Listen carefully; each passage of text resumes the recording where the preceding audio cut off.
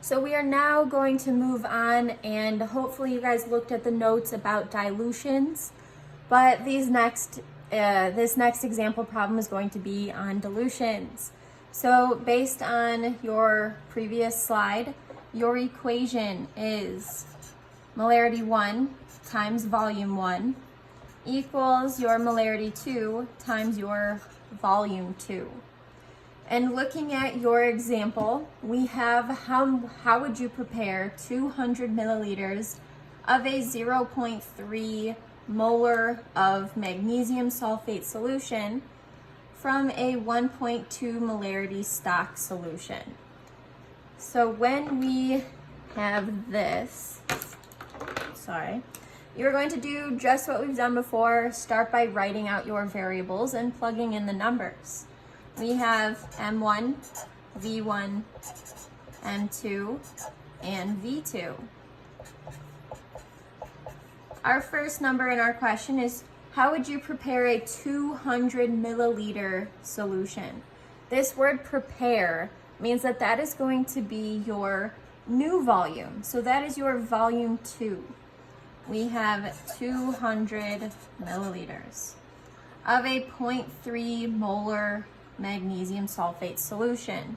So we know that this is molarity, and it is still related to that 200 milliliters, so that is going to be your M2. So for M2, we have 0.30 molar. Our final number is from a 1.2 molar stock solution. So we know that is going to be M1 because it is from this solution, meaning that is your original solution. 1.2 molar solution. So given the numbers that we have, we know we are solving for V1. When you go to plug in your numbers, we have M1 V1 equals M2 V2.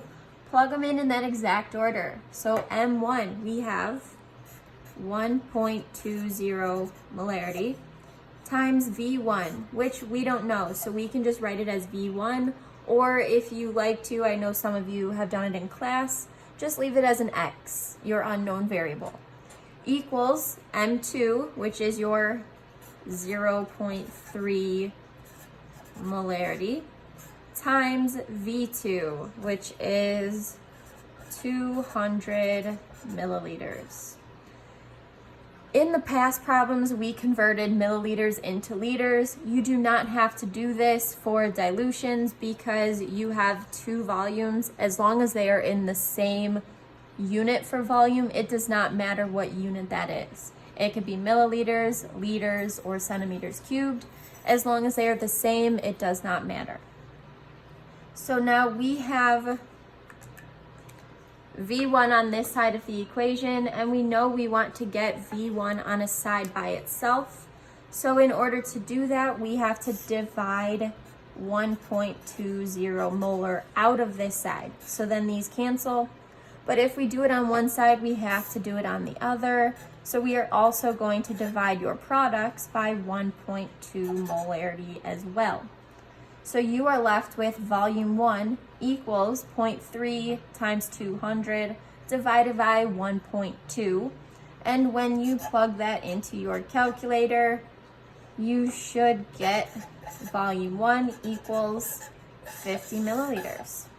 So this is a little bit simpler than the molarity problems that we did earlier, but you should get 50 milliliters. It is your algebra. Hopefully you guys are still practicing that. If not, you get to do it in chemistry, so lucky you.